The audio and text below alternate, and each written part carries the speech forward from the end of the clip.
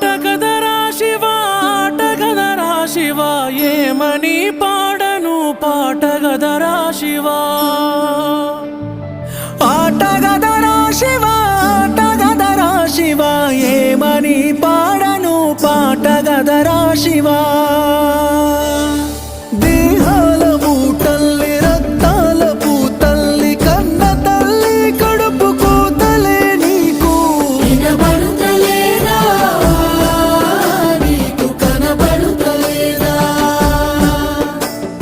వినబడుతలేదా నీకు కనబడుతలేదా